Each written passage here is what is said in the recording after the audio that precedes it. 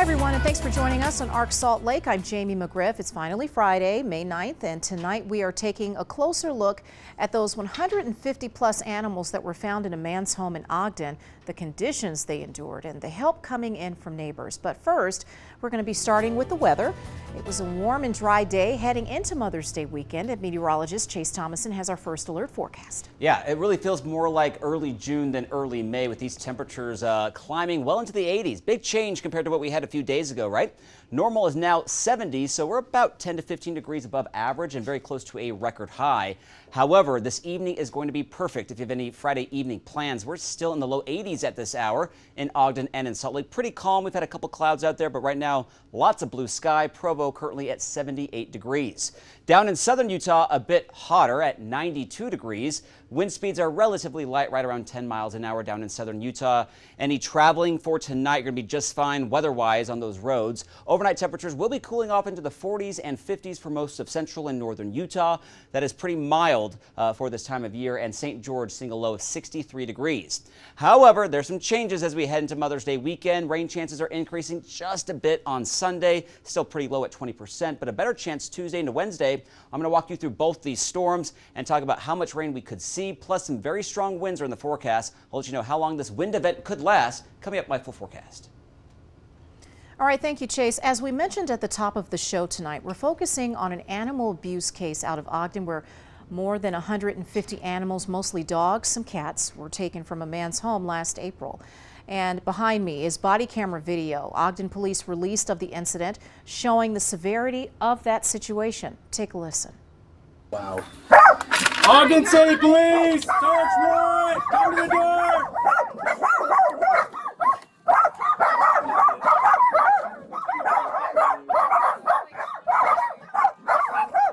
There's like 40 right here. Ogden City Police! If you're inside, make yourself known. We have a search warrant.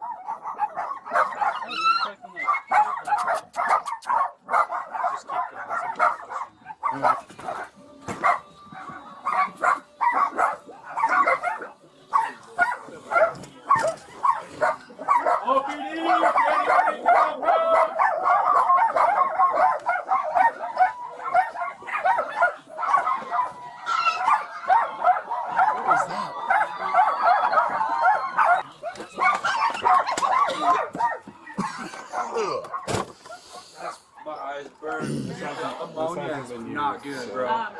We have hazmat suits in our trucks. I don't know. You guys might need them later, but You definitely. we're gonna get our masks real quick. Yeah, they definitely went back and got their masks, as you can see there. This was the scene Ogden police faced when they went to the home of 73-year-old Miguel Salgado Vargas April 17th. Salgado Vargas faces a total of 637 charges, 168 counts of cruelty to animals, 168 counts of public nuisance, 148 counts of failure to obtain rabies vaccination, 148 counts of unlicensed animal, and 1 count of an unlawful kennel or cattery, all misdemeanor charges. Salgado's nephew, Ramon Cano Aspuro, also faces more than 300 charges in connection to the case after that shocking discovery. One question remains: what happens to the house where they were found? Brian Will went to Ogden today to find out about the property's future. While neighbors say they want to see the house cleaned up, police say for now, no one is allowed to live there. Ogden City Police! Some guys were actually wearing their gas masks and like that just to help kind of filter some of the smell and that kind of stuff out of the house. This shocking discovery was made on April 17th and was eerily similar to an incident in 2012. We actually know the guy since from church, and we didn't think he would do something like this. So it was shocking to see that he had so many dogs in there. The neighborhood is a lot quieter now, with some signs of a cleanup outside the home. As of right now, the house is closed, but they can be there during the day to help work with some of the cleanup. And now that, the dogs are out of the house, kind of what happens next when it comes to cleanup and just, taking care of that whole area? And then our code enforcement work with them to provide them some passes to the waste, to the dump. So they're working with the homeowner and the renters, and so it adds some complexity to how to get the house cleaned up and make sure it gets to a livable state again. I think it should be cleaned, and if it's clean, then he probably should stay. I think like they should just like check up on him to see if he like has like any like mental health or something. Probably work with our animal services to continue to make some contact here and there with him to try to make sure he's doing good. In order for someone to return to this home and live, it has to pass an inspection by the Weber County Health Department. No word on when that might be. Reporting in Ogden, Brian Will, KUTV 2 News. Two other neighbors. We're talking about Melissa DePay and Lisa Peterson. They were there when police went into the home on that April day, and they spoke to our David Ochoa about that day and what they've done to try to help the animals that were rescued. And we want to warn you that some of their descriptions of the situation may be tough to hear. It's been pretty amazing to watch all of the community come together and come into the shelter, bringing vaccinations, bringing food, helping pick up dogs, watching cats get picked up and go into foster care. So that has been really, really incredible with all of these dogs. I spent some time picking up a lot of the dogs and taking them on transport to go to their foster homes. Seeing the video was pretty overwhelming. I could see where the police officer that told us that there was 300 dogs. I mean, I can see how overwhelming I that just was. saw it today too, and I was like, it's easy to understand why he thought there were 300 because it looked like there were 300. 300, yeah. But it's been fun. There's been, you know, some like skin stuff with some of the dogs and some ear things and needing to get groomed and cleaned up, getting vaccinated, and so that they're now adoptable. So through Mount Mama we have 4 males that are ready for adoption, females that will be ready, and then we have one that has to wait because she's due with puppies.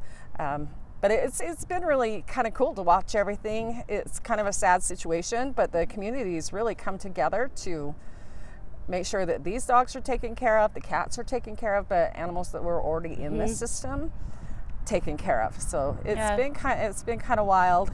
I hope it stays. I hope it stays because we have seen a lot of community involvement, and those that were in the shelter are actually being fostered now and being adopted, which made room for the 152, which it's been incredible to watch. We knew it had to be pretty bad when we were there on scene, watching the first responders come out and spray themselves in Lysol and put their hazmat gear on. We could only imagine what they were seeing, and then to see it today was like, holy crap! Wow! I know, wow! It's crazy. It's nice to see these little dogs starting to flourish and become learning to be family members, learning how to go, being potty trained, and just becoming a dog that's loved. And I think somewhere he did love these dogs. Just over the top. They did have some issues with, being infested with the right conditions and having to be treated for that, which some of the dogs had a little bit of a hard time with having, the chemical to clean them off and get them taken care of. And some of them have some issues because they are inbred dogs. And that's, I think, the biggest piece is that this is generational inbreeding. Not just like siblings, right? This is generational, and their DNA is not equipped to handle really much of anything. They just aren't. We went in the day before and went to go help pick out dogs so that we could start finding fosters, and walked in, and it was just, there were so many.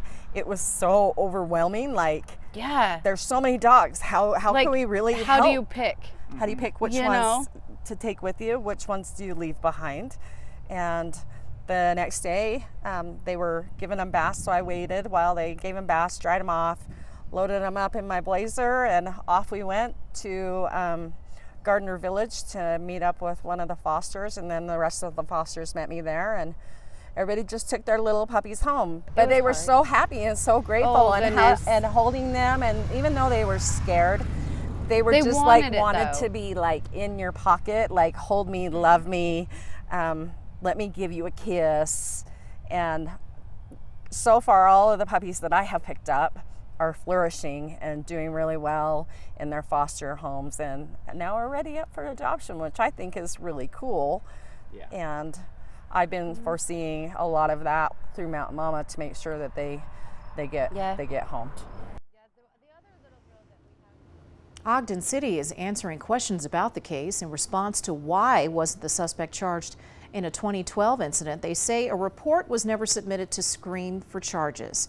Miguel reached out directly to animal control to give up the 149 dogs he had at the time. In response to the charges this time, the city wants to, quote, work out a settlement that would reflect justice for the animals who have been harmed in this case and the community members who have been impacted by the defendant's actions. If you would like to watch the body cam video in its entirety, we've posted it on our KUTV YouTube page. You can also head over to KUTV.com to catch up on all of our coverage on the case. Coming up on ARC Salt Lake, we are continuing our brand new series, In Belonging in Utah. We're heading north on I15 and exploring Japanese history in Ogden.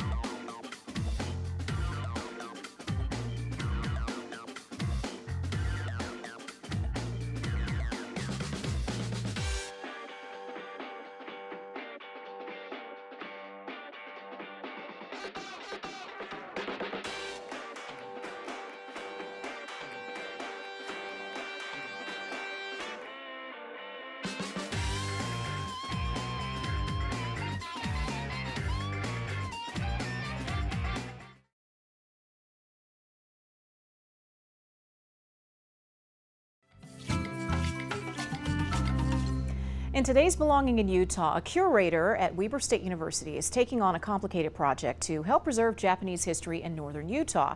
Not many people know that a Japantown once existed in Ogden, and it's the driving force behind efforts to gather and preserve Utah's Japanese history. At Weber State University Archives, one will find a sprawling kingdom of shelves with hundreds of boxes and other designated storage space, all of it being used to help preserve Utah's history. Weber and Davis County, that is really our goal, is that when people come in looking for something, I have something to give them. This is Sarah Langston, curator and co-head of special collections here. So these are the scrapbooks. So this is the earliest one. From how far back? So this is from 37. 1937. It's, well, at least that photo is. Langston is collecting information and pictures to build an archive focusing on Japanese history in Davis and Weber counties. Doing some census research that I've done, it looks like the first Japanese, they're not here by the 1900 census, but by the 1910 census, there's an explosion of Japanese that came and lived in Ogden. As history points out, 90% of them came for the railroad.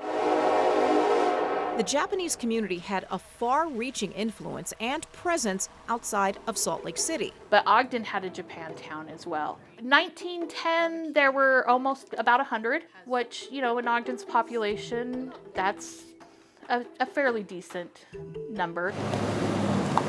This is the area in Ogden, Langston says, Japantown once stood. And they all lived and pretty much worked on 20th Street, 24th Street, and 23rd, between Wall and Lincoln. There's no evidence whatsoever that it once existed. There is not, only in photographs and stories. Unfortunately, it's a parking lot right now.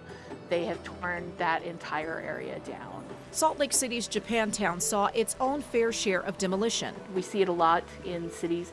60s and 70s, they started tearing down anything historic. However, in Salt Lake's Japantown, there are landmarks of worship that were spared. But for Ogden, all of Japantown is gone. If I could ever go back in time, I would love to go back in time to Utah, to Ogden in like the 1910s, 1920s, and just see everything that's here. In a future Belonging in Utah, we're going to get the backstory about why some of the first Japanese workers came to the Beehive State in the first place. The 2 News Diaper Drive is brought to you by Cypress Credit Union, Utah Honda Dealers, and Mountain Home Services. 1 in 3 families in Utah struggle with diaper needs, and you can help right now with the 2 News Diaper Drive from now until Mother's Day. You can take diaper donations to any Cypress Credit Union or your local Utah Honda dealer. And you can also scan the QR code on your screen. You can also go to KUTV.com to make a cash donation. For each $10 donation, you can help supply a family with 25 to 50 diapers a month. And talking about what's happening outside ahead of Mother's Day, meteorologist Chase Thomason is joining us with that first alert forecast. Yeah, the heat is on, and it's only going to get hotter, especially tomorrow. That's when temperatures will be peaking, and we'll get very close to record highs. We've been kind of in this roller coaster pattern, and it's likely going to continue because as we head into next week, there is some cooler temperatures right around the corner. Now, with the heat, and we could get close to 90 degrees, a lot of that snow is going to be melting, so spring runoff is likely. Not forecasting any flooding concerns, but those rivers, streams, creeks are going to be running high and fast. And as we head into your Mother's Day, it looks pretty windy out there, and this could be a prolonged wind event as we head into early next week. Temperatures today, take a look, 84 in Salt Lake, 80 in Logan. This is about 10 to 15 degrees above normal. Close to 80 in Beaver, Cedar 80, and St. George coming at 94 degrees. Right now, we're still in the 80s here in Salt Lake City. Wind speed's not much of an issue, relatively light at about 10 miles per hour. Those temperatures, though, tonight will be dipping down into the 60s, so it's going to be a very comfortable evening. By the afternoon tomorrow, though, we're going to be cranking that AC as we get close to 90 degrees. Park City, Evanston, even the mountains, it's going to be pretty warm across southwestern Wyoming. Rock Springs close to 80, 80s in northeastern Utah. Sunny in the morning, maybe a couple clouds bubbling up in the afternoon. It looks pretty quiet until Sunday, and that's when we might see a few of these pop-up thunderstorms. Rain chances are low, though, by the way, so it's not a guarantee you're going to get any rain, probably just some gusty winds. Still warm at 87 degrees. Those Mother's Day plans, I think in the morning should be okay for maybe brunch, but by the afternoon, those winds are going to be ramping up out of the southwest. Not much of a wind issue for tomorrow, but Sunday, winds are going to be around 25 to 35 miles per hour in western Utah. We can see some higher gusts. Out in eastern Utah, your winds don't really arrive until Monday. I mentioned the moisture. There's those isolated showers popping up Sunday afternoon, probably over the mountains first, but one or two could drift into the valleys. If that happens, a few raindrops, maybe some gusty winds. Best chance will be north of I-70, south of I-70. We are quiet. These showers will continue until about 6 or 7 o'clock. Again, very isolated, and then by the late evening hours, we're pretty dry here in northern Utah. If you're wanting some wetting rains maybe for your lawn, that will happen with this approaching storm. Still looks very windy on Monday. Again, winds 30, maybe 40 miles an hour. Still breezy on Tuesday as the storm moves in. A few showers and storms in the afternoon. It looks like Wednesday is probably our best chance to get that rain. Best chance will be north of I-70, but we can't rule out a stray shower down in southern Utah. And this storm will actually cool things off. We might drop a 20, maybe 30 degrees. So that, again, that roller coaster up and down pattern for May. Right now, it looks like a 1/4 inch to a 1/2 inch of rain.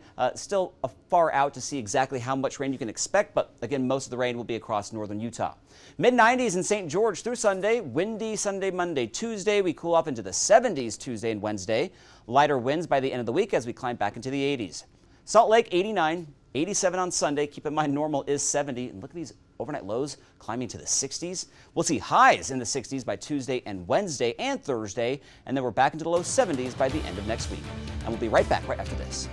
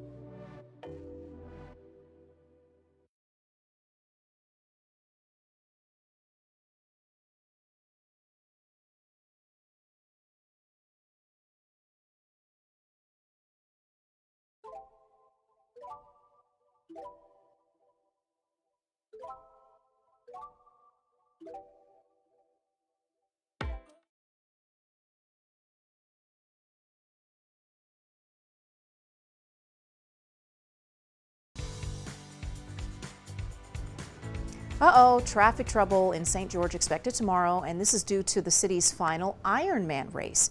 Roads are going to be shut down across the area for the swim, bike race, and half marathon. More than 90 athletes are going to be participating in the race. The first athlete should finish around 11 a.m. St. George started hosting the Ironman back in 2010. Due to rising costs and the impact that it's having on the area, Washington County will not hold another race. All right, set a reminder on your phone. The annual Letter Carrier Stamp Out Hunger Food Drive is tomorrow morning. The post office is asking people to leave bags of food by the mailbox in the morning. Letter carriers will collect that food and then make sure that it gets to the Utah Food Bank.